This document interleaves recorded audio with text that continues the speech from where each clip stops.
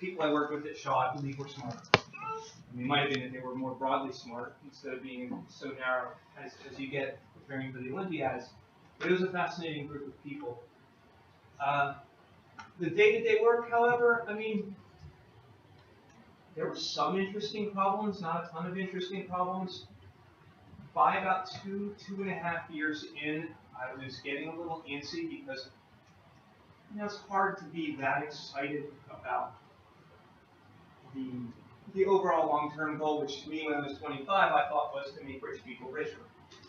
Because that is what you're getting paid for.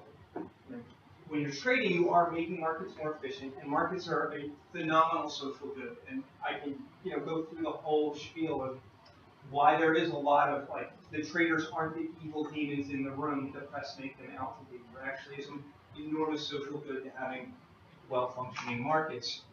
But you don't feel that when you go home, right? It's not like I went home every night and went, yes, I made the Venezuelan bond markets more efficient. I mean, they still got hamstrung with Chavez, so clearly I didn't help them enough. So after about 3 years, I was time to leave Shaw, and then they promoted me, gave me a whole lot of money, and that was very convincing, so I stayed for another year. And I think this happens to a lot of people that go into trading. Typically what happens when people come into trading, they'd be there for a year, 1.5 years, and be gone because it was just obvious it was not a good fit. They weren't progressing, they weren't doing well, they weren't happy, they didn't like the target, whatever it was, they were gone very quickly, or they'd stay there forever. Always intending, of course, to leave after making that next, whatever the number was. And that, I think, is what happened to me at the end of my 3rd year. Was I'd gotten promoted to SVP, which was 1 level below partner, and then, of course, once you're partner, who's going to give that up? So then, of course, the plan became stay for 2 or 3 more years, make partner, do that for 2 or 3 more years, then quit. And you can imagine how many people actually execute that. I know a few who have done it, but most don't. Once they decide I'm going to stay until I reach partner, will they stay? I mean, some of them really love it, but the ones that have a plan of I'm just going to do it for 2 more years and then get there and then quit. But then something interesting happened in 1998. Our group had grown from, when I came to the company, there was my boss, there was another guy, and then I was the next person hired into the group, and the other guy left the group shortly thereafter. So I ended up being 1 of 2 head traders in a group that, at the start of '98, was trading 1/3 of the firm's capital. So we had grown very quickly and been really successful. And I'd like to say it's because I was awesome, but it's because I was lucky. And luck matters a lot. I got put in the right chair, and I didn't fall out of it until 1998. But we'll get to that. So whenever you're going into any luck matters much more than any of us possibly admit. And it was definitely true here. That had I been put in any other group in the firm, I wouldn't have been nearly as successful. Might not have been as happy. Probably wouldn't have lasted as long. But I was in a group that grew very quickly. It happened to match the things that I was good at. And it was just in an area of the market where everybody was making money. It wasn't necessarily that we were good. But then in 1998, long-term capital management, I don't know how many of you know your financial history, but long-term capital was a $5 billion hedge fund back when $5 billion was a lot of money. And in 1998, they blew up. And by blew up, I mean had to get rescued. They were obliterated and lost everything. My group, which was trading about 1/10 that amount of capital, was doing largely the same trades. And when somebody that's doing largely the same trades as you blows up, you blow up too. So we lost all our group's capital, maybe a little bit more, and Shaw got a lot smaller. That was an interesting time. When I get done rambling on, I'm going to let people ask questions. So if anybody wants to ask more questions about any of this, hold on to your questions. You'll get plenty of shots at it. At the end of that year, they gave me the option of staying and building a new group, doing something else, or leaving and going off and doing my own thing. Now, right before this, David Shaw brought together the company in a huge auditorium. There were 1,100 people in the company at the time, and he gave the whole company a talk.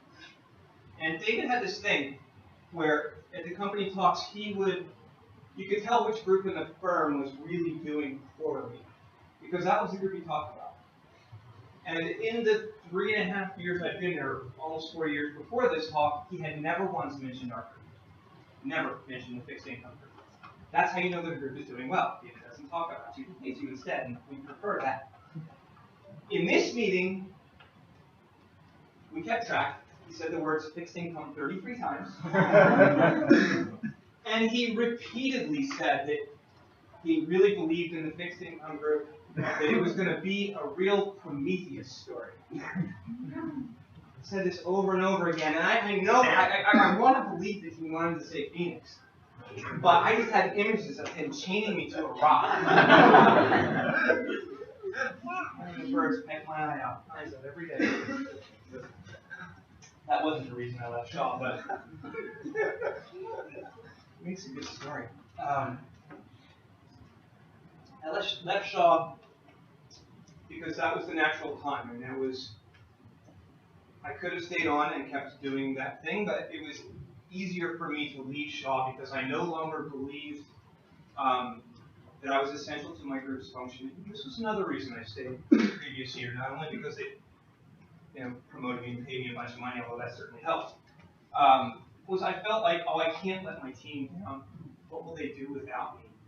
And that's not true. No one is irreplaceable. And that's not a great reason. I mean, obviously you don't want to let your team down.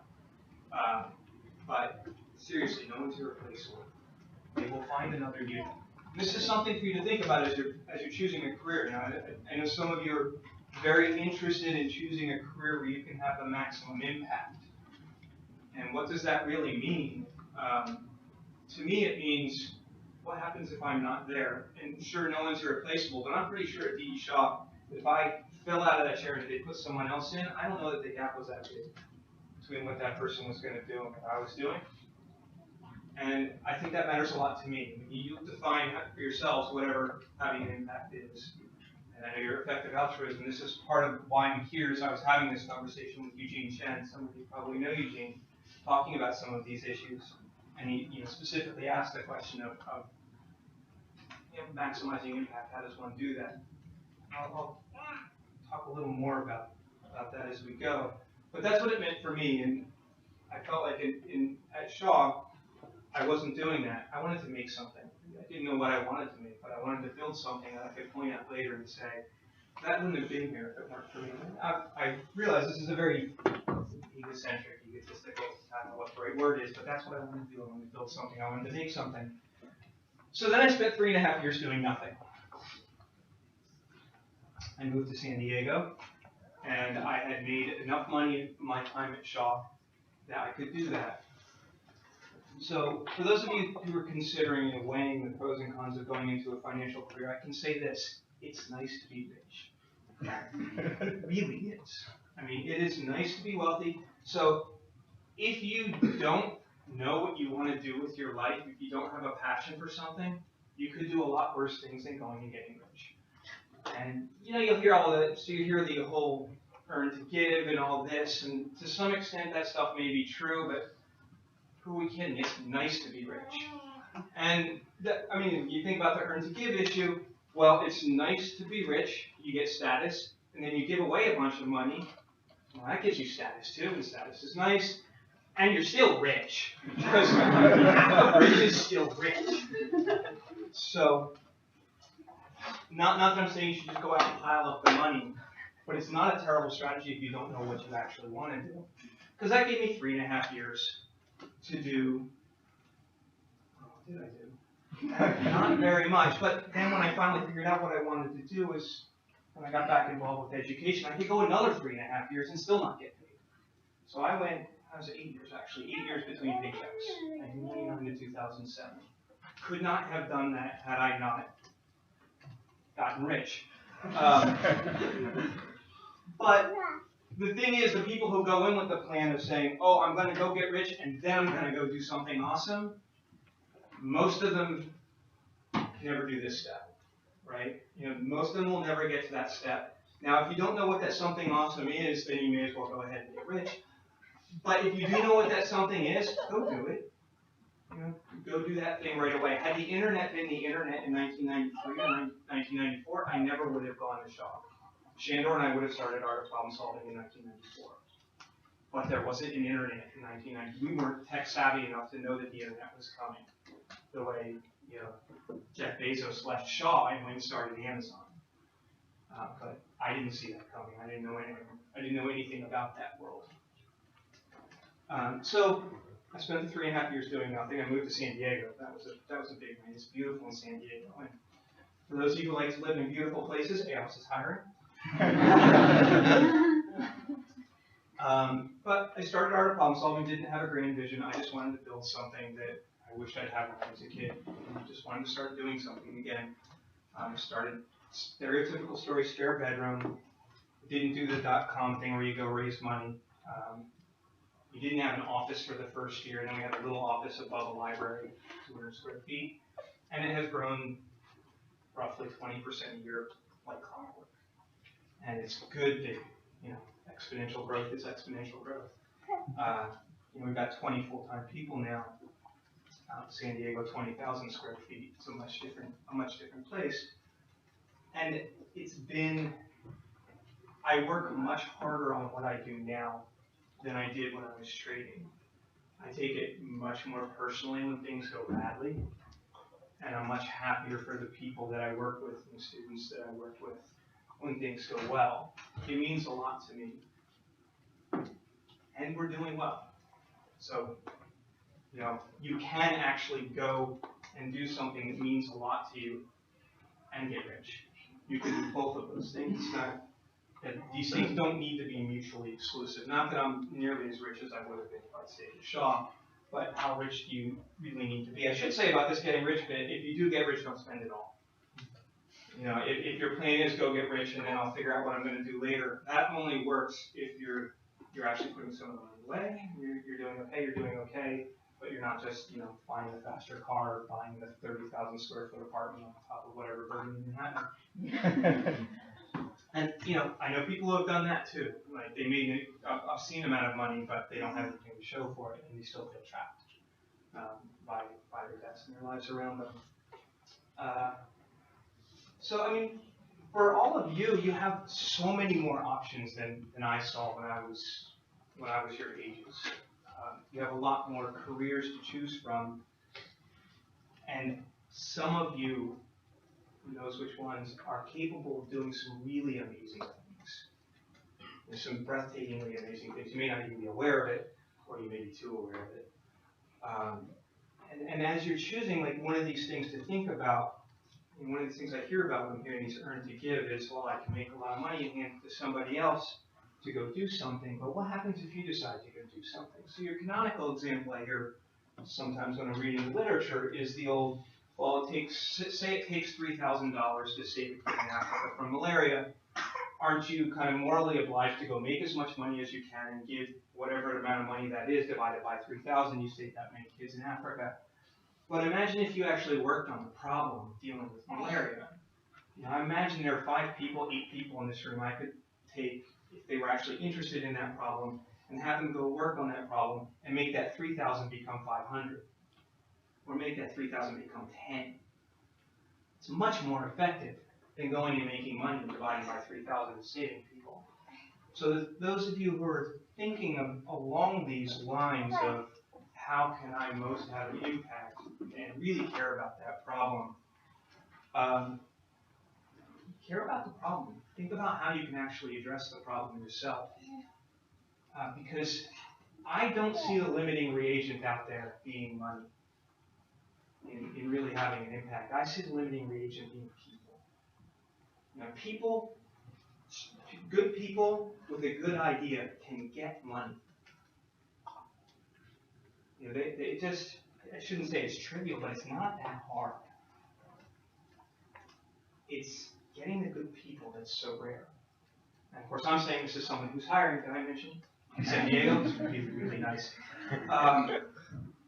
But it's the good people that are really rare and really special.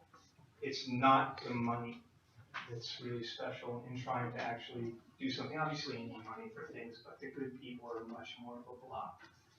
So I would encourage you to, if you do have something that you really care about, something that you're really passionate. For me, it was education. You know, went into education. I went back into art of problem solving because of what I saw when I was a student. You know, when I started San Diego Math Circle, we brought a Fields medalist into our classroom, Thiem Zelman, and he gave a talk that nobody understood.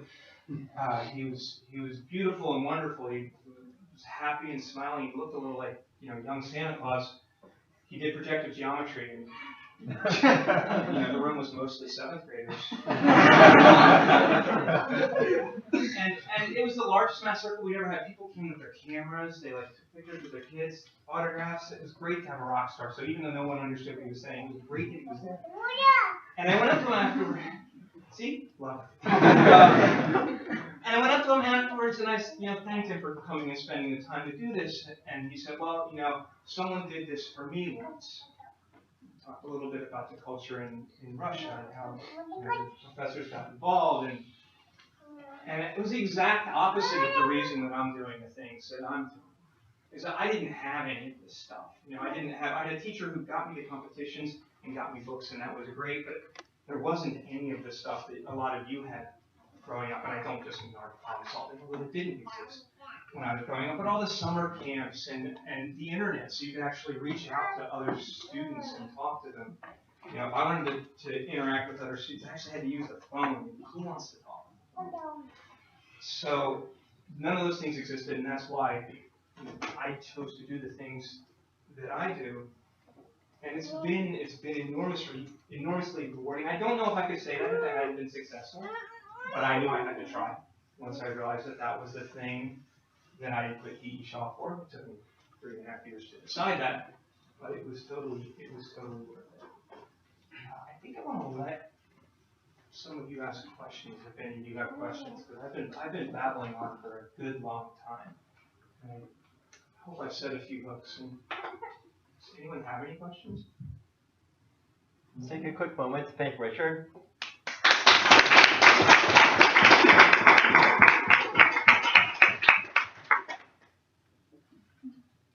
Is everyone afraid to be the first? Like, babbling now. Yeah.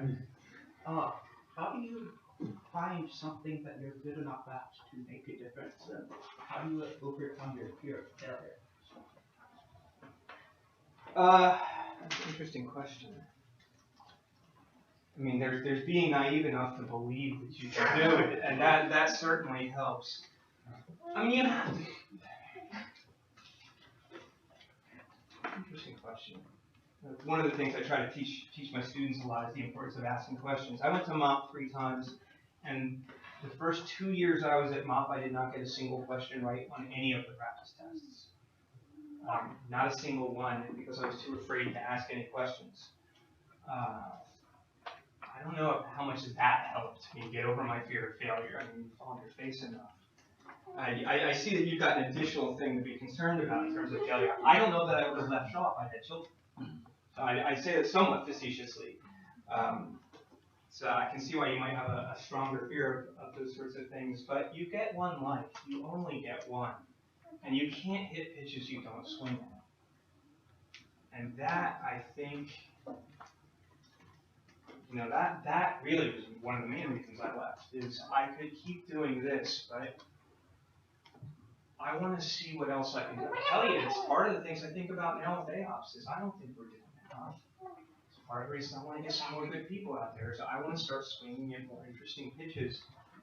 And it's one of the things you'll find that those of you who start to get successful, and this is also one of the things I struggle with, is when your life is 95% as good as you have any reason to believe it should have been, it's hard to incur volatility. Right? Like, if things are bad, then it's easy. It's easy to bring it on, volatility. Yeah, let's try that. Let's try that. But when things are really good, and most of you, I'm imagining, have pretty good lives, and have pretty good lives ahead of you, and you're going to get to a point when you're 27 and you have a lot of money. Things are really, really good. You're really happy. You're surrounded by good people, and it's going to be very hard for you to say, yeah, maybe I should give all this up and try something different. And that's part of the, those of you who take the route where you get rich first, where the putting the money away really matters. Because then you have a really big net.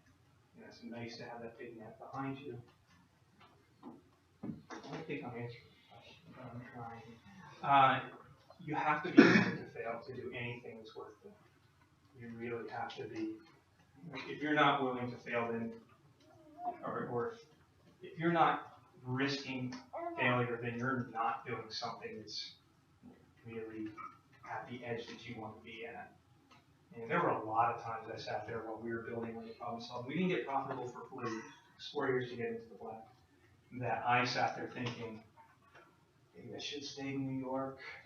And there were a lot of days sitting outside just, what are we going to do? And trying to figure out how we were going to get through whatever the next thing was. I can say it was totally worth it now. Didn't feel that way in 2006. More questions? So you say it took you 3.5 years to realize that you want to do other problem solving. Was it like 3.5 years passed and you like suddenly had an epiphany, or did you have a process by which you were trying to figure out what you wanted? So let's see, what did I do during that 3.5 years? Early on, I decided I wanted to do the Ironman. Now, as an indicator of my personality, that was not do a sprint triathlon, then do a regular triathlon, then do a half Ironman, then do an Ironman. Ooh, that was not for me. That was, oh, there's an Ironman in 3 months. Let's sign up for that and start training. So, What's an Ironman? Ironman is 2.4 miles in the pool, 112 miles on the bike, and then you run a marathon. That's the Ironman. And so I started training. Tore a rotator cuff. And most of you have 4 stabilizing ligaments in each of your ankles. I have 2. I have 1 in my right and 2 in my left. So you have 8 total. I have 3. Because that's what happens when you decide you're going to train for an Ironman. It's 3 months away. So I got in great shape in 6 weeks, and then I was immobile for the next month. That was the end of my Ironman. But I did have some really nice bike rides in between. I decided I was going to learn Spanish. I was going to learn how to play the guitar. Neither one of them worked out particularly well. I read a lot of books. I did some writing. It was all horrendous. I did a lot of gardening. It was okay. A lot of hiking around Southern California. Did I mention San Diego's really nice? And then in like 2002, I started getting pulled back into some educational groups. Alpha Theta was one. I started doing a little bit of stuff with ARML, and I started working on websites. And I realized that, wait a second, I really wanted to be a teacher. I actually was thinking about going back into the classroom, but I was remembering teaching. I couldn't do it because the room wasn't like this. So this internet thing lets me put up a sign that says, art of problem solving, we're going to do hard math problems, and maybe selection bias will just bring the kids to me that I wanted to teach. And that really was the genesis, was just messing around on the internet and realizing that, well, internet programming, this is 2003, you couldn't do that much, and it wasn't that hard. It wasn't still not that hard. But that I could just all by myself say, hey, I'm a school, and maybe someone would believe me. It wasn't going to be that much work, so I could actually try and see if that was true. And it was. Now, there's another benefit of, I was going into a not very crowded landscape. There was just nothing out there at the time. And that also satisfied I want to do something that if I weren't there, it wouldn't get done. That gene that I had. Now, obviously, if I hadn't done it, someone else might have done it 3 weeks later, for all I know. But that was really the process. I wanted to make something, and I failed at a lot of other things that I had been doing. So there's your fear of failure. I mean, you go fail enough things, you kind of get used to getting back up. I don't want to say you get used to failure. You should never get used to failure. But you should realize that it's not going to hurt that hard. And most of you in here will always have good, solid backup plans. You may not be as thrilled with them as you would have been with that thing that you tried to do that failed. But most of you here are not operating without it yet. I mean, you have a degree from MIT. I mean, you're gonna be okay. It might not be your dream job, it might not be your wonderful job, but you're not working entirely without it yet. So, Is it better to try to have a high chance of making like a small impact, or is it better to like maximize the expected value of your impact, but maybe have a higher success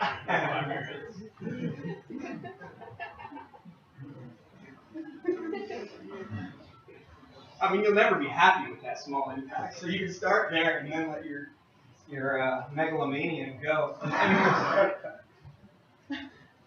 say part of that's going to depend on your personality, and also the thing that you're doing. Like, if you're having a small impact and just loving your life doing it, how can that be bad? Now, I don't think you should sacrifice your life just to do whatever impact is, whatever that means, and make yourself miserable. I do think there is really something to be said for having a life that you find fulfilling, even if it isn't what everybody else thinks you should find fulfilling. Because you know what? That stuff changes. Every 3 years, there's a new trend in what gives status, what's socially cool. So if you're doing whatever the impact thing is, it appears to be high impact for those social reasons. And who are we kidding? Some of us are. That is definitely an influence, even for those of us who don't believe it is. Go for the thing you love, and the thing you love might be swinging for the fences, and that's fine. So I wouldn't worry so much about that. I mean, I understand that, like, this, to speak more about that social issue, I want to have an impact, I want to do something that's good for the world. You want to make sure that it's really you that wants that, and that you're not responding to the zeitgeist of the day. You really, I think a lot of people now really could be in this sort of thing. I don't want to talk down the effective altruism thing, because I think for those people who really do have this deep and abiding passion to do something, obviously it's something that meant a lot to me, was to do something. But you're not going to succeed unless you have that. You really aren't. So I think that's really, find the thing that you really want to do.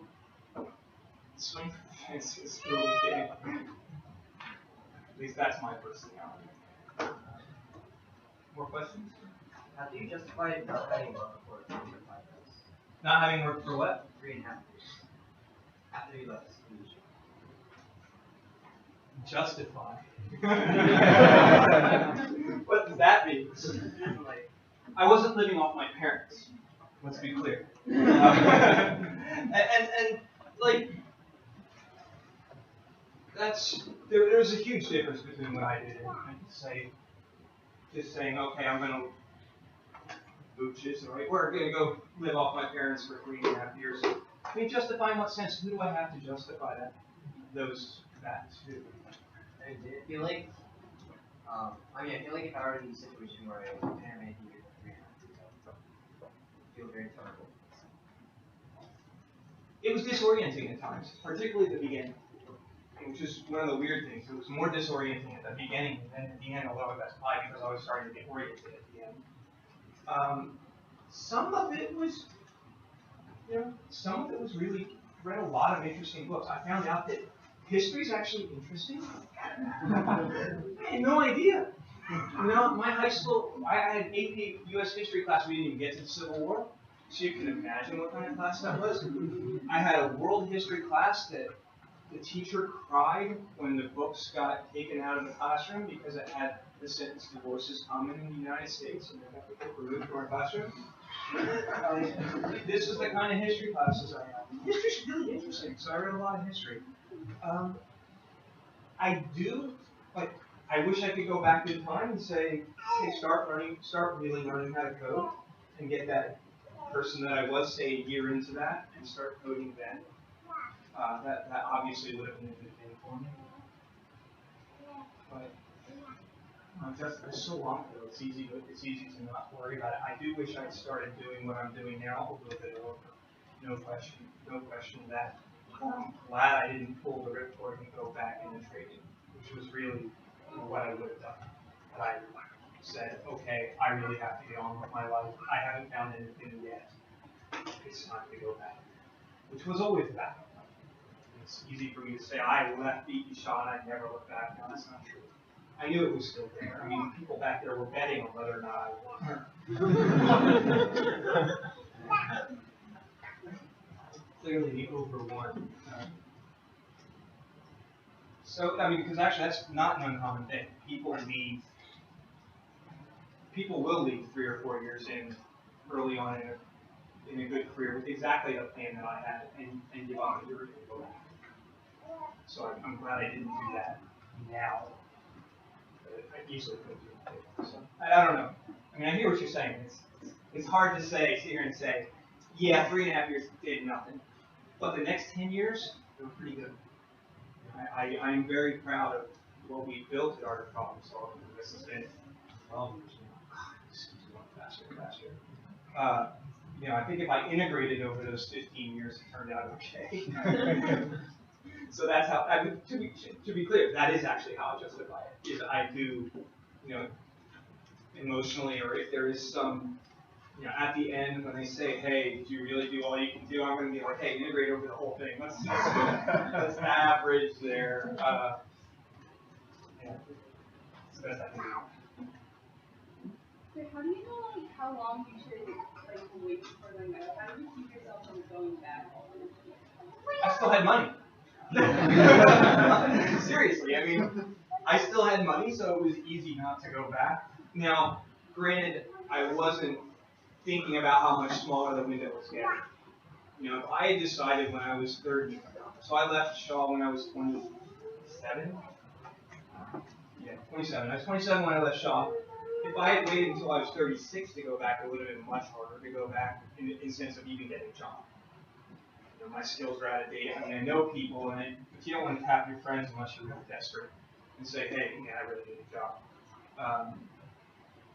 But really, that's really the simple answer to the question was, I still had money, so I wasn't being forced into making a decision to go back.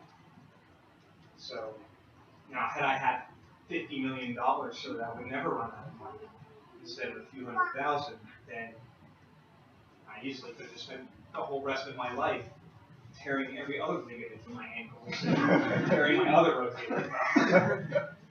But maybe you get antsy and start wanting to do something and actually have an impact, to actually affect other people. Even though I moved into the middle of nowhere. My wife and I moved so there's a town outside San Diego called Alpine. It's 15,000 people. And we're 10 miles outside of that, on 17 acres, bordering national forest on two sides. That's where we were. So clearly, I made a decision at that point in my life to get as far from people as I possibly could. But eventually, you want to get back and be part of society. That's, I think, part also of what holding back in this antisocial side. Still want to be part of something. More viewers that came back there. Yep. So, you said that the red light is really important getting into grad school. What's important getting out of grad school and then moving on to the next step? That's a great question. The answer is going to be very different from place to place. I'm going to speak mostly to non-academia because I don't know how academia works. So I've been involved. I was involved a lot in hiring at Shaw. That was a bit of an accident. Basically, the way Shaw worked for hiring was they would take they had a whole hiring team, and then on the technical side, the technical and trading side, they would have one person work with the hiring team for 3-month shifts. So, I'd sit with them once a week and go through and assign people to people, and then 3 months later, someone else would take over. And that was the plan at the beginning of 1998, and then they just forgot to switch. So I ended up in that role throughout much of that year. And I was involved in a lot of hiring before that, but I got to see a lot of the process from there. And then, obviously, I've been hiring for Art of Problem Solving for the last 10 years. I'll talk a little bit about the financial rules, and if some of you are interested in that. And one thing we saw from when I would talk to people, the main thing I would try to determine is whether or not they really wanted to be there. That was one of the first things.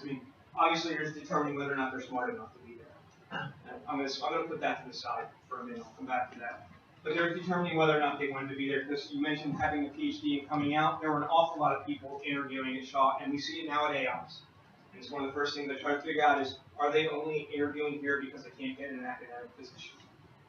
No, they're a frustrated academic, and that's the only reason they're there. I mean, it's a fine reason if that's one of the reasons they're there. That's okay. Because the academic market in many of the areas that some of you might go into, particularly math, is a nightmare.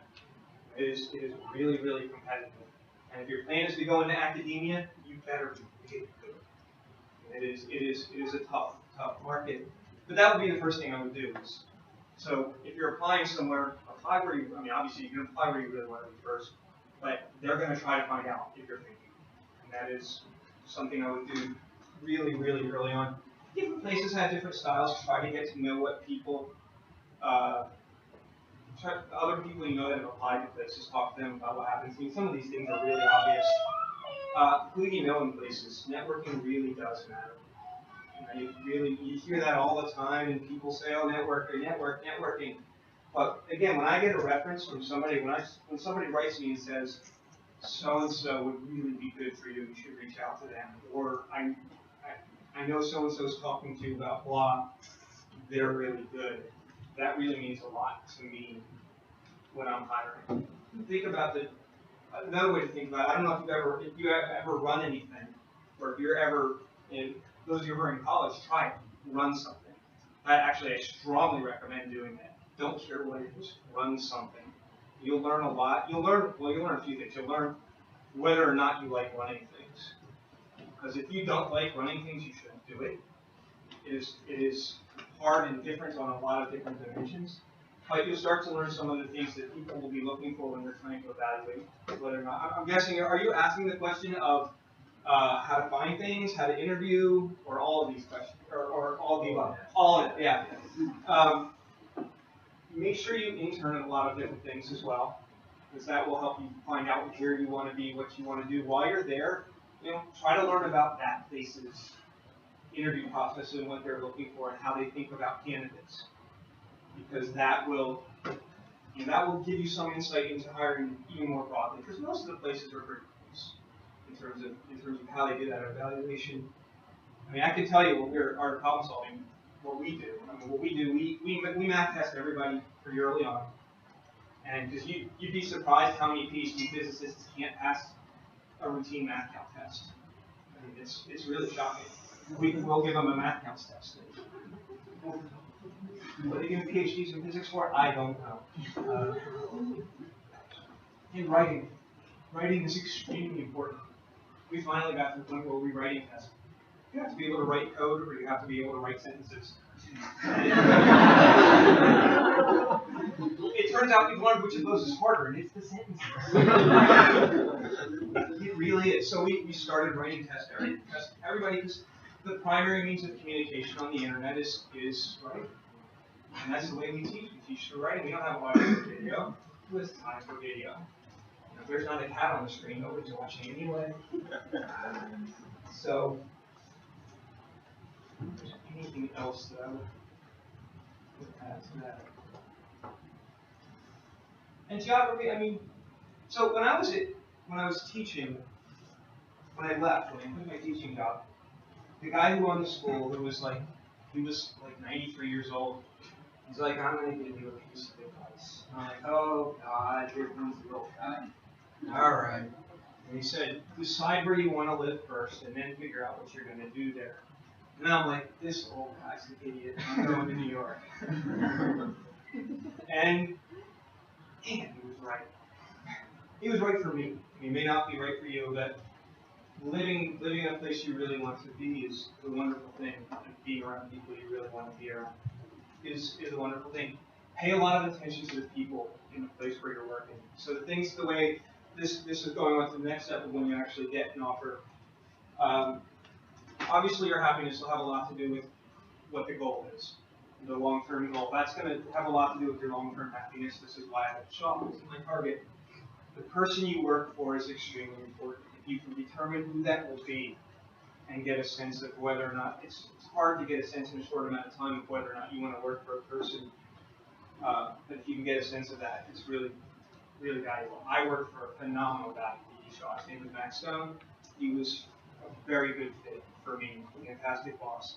Get a sense of the people you'll be working around, because that's going to be the rest of your happiness. Your minute-to-minute happiness. If the place looks like a bunch of jerks, you're really not going to be happy there unless you're a jerk. Then you might be just fine. But really, those little things will actually then will contribute a lot to your happiness moment to moment. So, obviously, had there been more jerks and I didn't have an awesome boss at Shaw, I would have left 2 or 3 years earlier, and then it wouldn't have been rich, and that would have been bad. So, like, the money actually helped. I shouldn't pound on the rich for they didn't get that rich, or I wouldn't have started our problem solving. So it was good that I didn't get that rich either. More questions? What's the most underrated skill required to start? To start a company. Ooh, that's interesting. Underrated. So let's think about the overrated ones.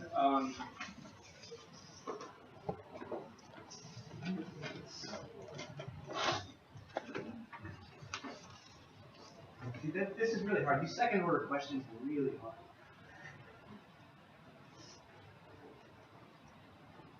So I'd say the most subtle skill, or I guess the most subtle thing that I think I've been good at in building art of problem solving is matching people to tasks to people.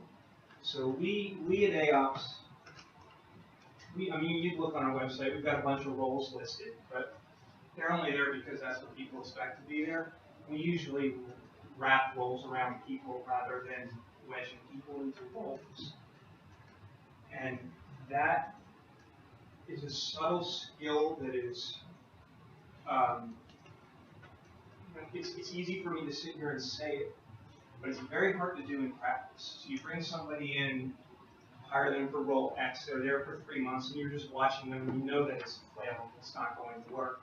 Getting them to the thing that they should be doing that will be productive and make them happy is really important. Getting the right people to the right places, even if they're not in the right places at the beginning, because they won't be. At the beginning of a company, you're going to have a small number of people, and a bunch of you are going to be doing things that you're not very good at or don't like doing. And getting that mixed change as you start to bring in more people and match the right tasks to the right people, that might be the underrated thing. And it's not something you can sit in a list. You have to be really flexible about that because people are different. You can't treat them all the same.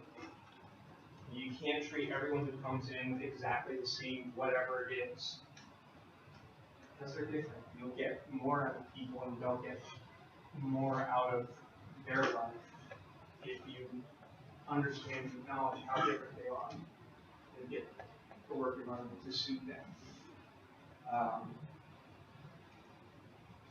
The harder skill, and this is going to be on the more obvious side, but it's still very hard, is firing people that shouldn't be there quickly. And I don't know that I wouldn't. Yeah, that's hard, but I think it's important. It's something that I would say a lot of companies don't do well. Maybe ours too. But that's something if you're going to start a company, particularly early on, if you have people that shouldn't be there, you can't let them sink or shit. Although there the problem might be getting the right thing rather than the right thing. Obviously, we try first. Yep, I saw your increase earlier. Yeah, so I was really interested to hear the guest was coming. I really did that. I feel like so much. What skills have you still used from your degree, or is that still on the table?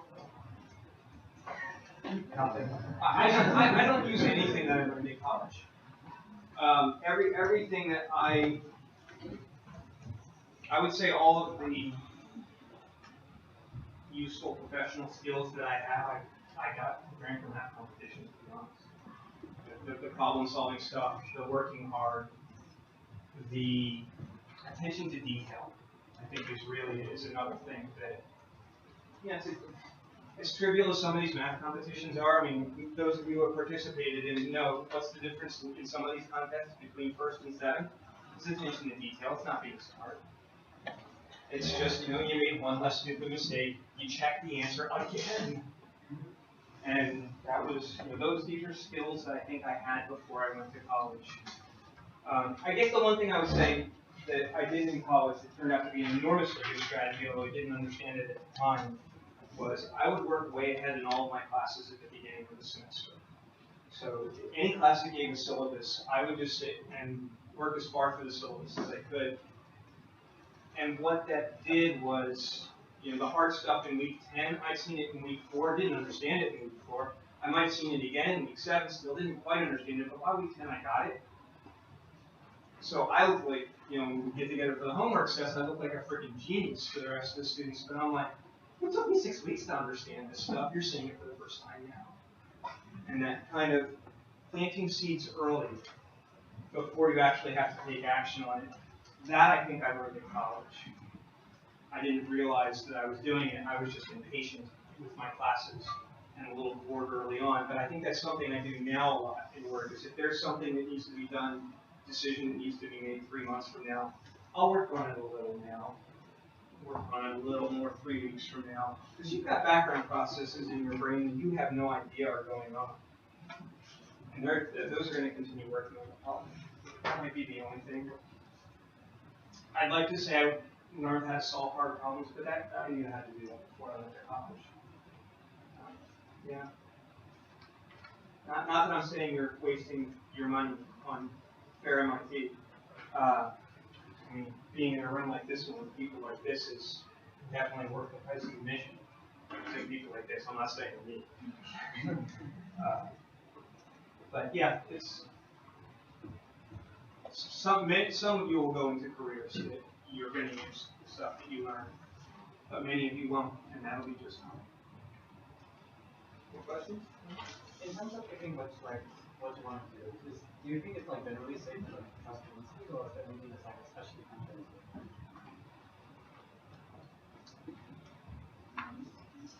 You should have data on that, right? So, you should have data on how good your instincts are.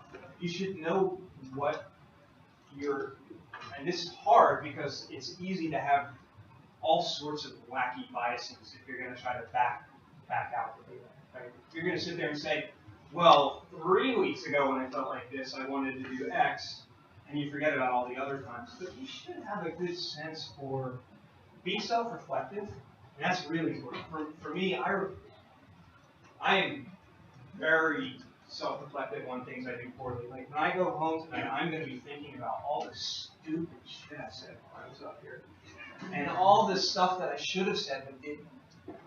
And I think that helps. That helps the learning process for me. Is to there'll be points tonight where my instinct said say X, and I said it anyway. And later I'll be like, nah, I really shouldn't have said that, or where I heard my instincts or followed them, and when you get feedback from those, being self-reflective will help you learn which of your instincts are good, which of your instincts are bad. So ideally, you get to the point where you can trust your gut because you train, for one. You start to understand what you're good at, what you're bad at. Within my company, for example, at AoPS, I've learned that there are certain people that are just plain better than I am at certain things. And then even though my gut tells me they're wrong, well, she's been right the last 5 times we've had this argument, so she's probably right this time too. And I start to internalize those heuristics. When I argue with her about this, she's always right. And if we argue and get to where I feel every time we have this argument, and I still haven't convinced her, then she's right. And I'm just going to stop arguing with her and move on. So that's really what I would do. And then trust your gut. Then you can trust your gut. Obviously you think about these things, you make lists, but your gut is going to take you and make you do whatever you want to do. So as for things like these life career decisions, you're going to sit here and you're going to do expected value computations. What probabilities are you going to use? What are the error bars of those probabilities? The error bars on any of these, this is another thing I see in a lot of your kind of, if you're actually trying to take a rigorous expected value approach to whatever is the error bars on every single input are so big that the output is completely meaningless. That's for some of those big decisions. It's train your gut and follow that. More questions? Is everybody getting tired? Alright, I guess you're just waking up. What am I talking about? Thank you for waking up and joining us. Right. What are the main differences in thought between you and Chandler as to like what to do like after you have seen finance for this? The main differences between me and Chandler is that Chandler would stand up here and tell you to go to Jane Street, and I'll tell you to go to AoPS. So is the question why is Chandler still in trading and I'm not? What were the differences in thought? Like obviously the internet wasn't a thing back then, but like aside from that, what mental differences made you guys diverge?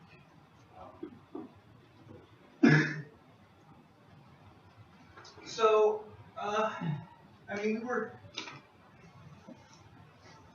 I don't even know if he remembers this.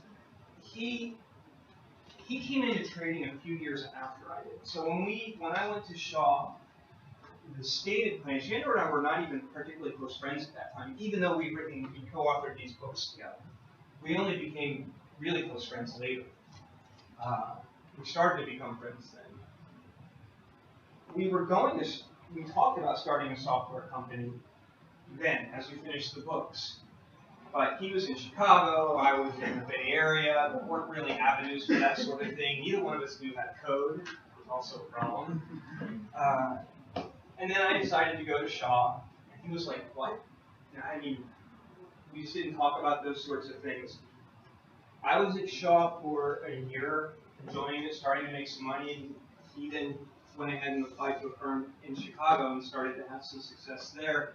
But he was like, maybe 3 or 4 years behind me in his kind of, I don't know, maybe 2 years behind me in his professional trajectory.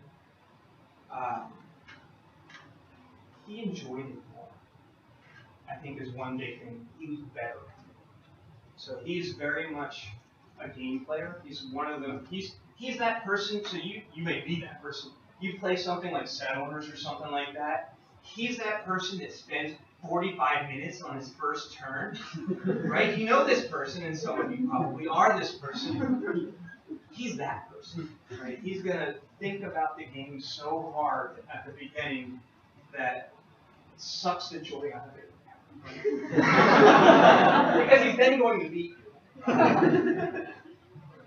So I'd say that's an indicator for people who are trying to decide would you actually enjoy it. If you really enjoy games and thinking about games at that level, that's a sign that you like it. I believe he really, really enjoys it. And I think that's one of the big differences is the minute-to-minute part of the game is much more enjoyable for him than it was for me. He's also in a position at Jane Street where he has a huge impact on building the company. So even to the sense of, he gets the sense of creation that I got building AoPS through finance. I mean, he was person number 11 or 20 or something in the company. He's been one of the main managing people there at Jane Street since 99 or 2000, whenever he got there. And I'd say that's another difference. So he enjoys it more and he's better at it than I was. I was wondering, what was the first iteration of AoPS like, and what did you need to do to get a solid user base? So the very first, like the launch of the website in 2003, was only made possible by the original AoPS folks. They existed. So when I wrote to people who were on ARML teams, ran ARML type teams and such, they knew who I was, or they knew our problem solving. Started it. I'd say the big step for us was deciding to write the books. So we started the online school, and we found out pretty quickly that we were going to just do the hard problems and not teach the core material. And we found out pretty quickly that no, we really needed to teach the core material, so we wrote the books. And that was a big, like, we were going to actually build a real curriculum instead of just do contest prep. And that I think was the real, this is going to become a real company. And that was, we made that decision in 2005, 2004, 2005. That was the turning point. And getting Dave Patrick to join. you think was really a huge. He's just been fantastic. This would be another thing that for you for building a company. If you're going to start a company, you've got to have people around you who will tell you when you're wrong, and you've got to be willing to listen when you are wrong. And, you've got to get to that point. And Dave, we call him Dr. No in the office, because if we can't convince Dave, then we really have to be convinced to keep going. So that was another early on. More questions? We can, I guess one option, if you have more time, of course. I have plenty of time, so if people have places to get to at 7, then we can to. split to a smaller group, or we can keep going with this. But I don't want anyone to feel like they have to stay here. All right. Guess Okay. people are still interested, so. People have run into questions yet? Awesome question. Okay. I guess so. You talked about your 3.5 years while you were figuring out what to do, and I guess looking back, it's very easy to say, well, that was really key to all this important stuff that happened afterwards. No, it wasn't key. Oh, okay. Or it's easy to integrate over it, as you say. Yeah. But I guess as a college student right now, 3.5 years feels like a really long time. I've graduated by that time, and I'd be a year out of college, and I still wouldn't know what I'm doing. Do you have any tips for how to streamline that process of figuring out what you want to do? You've got to experience a lot of things. You just have to put yourself in the position to do try a lot of different things. And this is the same advice I give to middle school students, and it's just true. You've got to try a lot of things in a short amount of time. You should be doing this in college, because you will probably, I was about to say, you will not have the option to just do whatever you want to later in life, but obviously, to me, that's 3.5 years doing nothing. Most of you will not have the time to really experience and try a bunch of different things later in life, because things attach to you. It's remorse. They get stuck on you, start to drag. And now is the time to experiment. I mean, I shouldn't say that these are all bad things, but responsibilities attached to you as you get older. You get on the boards of things, you start to build a family, and these are all wonderful things to do, but now is the time that you really can try things with very little risk. Again, try lots of different internships and things. Even if you're dead solid certain you want to do an X, try something in Y, because X might not work out, and there's no risk to you spending 3 weeks off doing something else. So that's one thing I would very strongly recommend. I mean, I don't want to say, I was going to say don't take your studies so seriously that it pushes everything else out. That's definitely true. I don't want to say don't take your studies seriously, because you develop a reputation, even among your peers, that will matter later, and among your professors. If you're considering grad school, you obviously can't put it out. You can't put it out in your classes at all. But trying lots of things with them, and they don't sit there. The other thing I would say is don't think about it too much. It's easy for me to say, but it's hard to find something when you're this sort of thing. If you're just focused on looking for it, it's like trying to say, okay, I'm going to go find a girl I'm going to marry. That's not the strategy, right? You just want to find somebody you like, and then maybe it develops into the person you want to marry. And I feel like this is the same thing here. You should try a lot of different things, immerse yourself in them.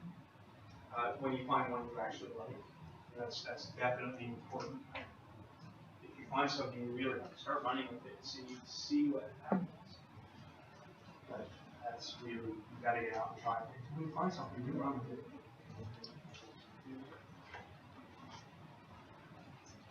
More questions?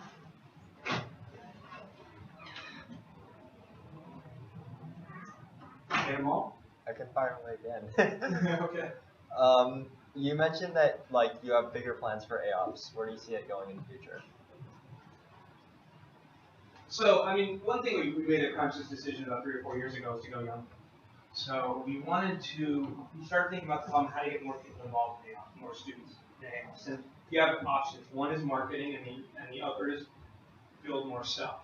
Well, we don't like marketing, so we're building more stuff. But the target elementary school, for one, we think elementary school can have a much bigger impact, because elementary school is where a lot of great minds go to die. That's the focus in elementary school is not on math. The focus in elementary school is on reading. And this has been exacerbated somewhat by the way the Common Core is structured, and I don't want to get into Common Core debate. But one of the things in the Common Core is they want to get students to communicate mathematics, which I actually believe very strongly in. But when you put those words in the hands of a third grade teacher that would rather be teaching reading and writing than teaching math, they turn math class into writing class, which is not what it should be. I want the kids to learn how to write math because, like it or not, most of you are probably very bad at it. And I don't mean to be offensive about it, but I have read a lot of greater comments on AoPS where many people at Harvard and MIT who are writing comments, and writing is one of the things that students do not learn how to do anymore, right? And that's been part of, if any of you want to work on a big problem, like writing education is atrocious and it's getting worse because where does all the money go that's getting invested in education? It comes into math because math scales.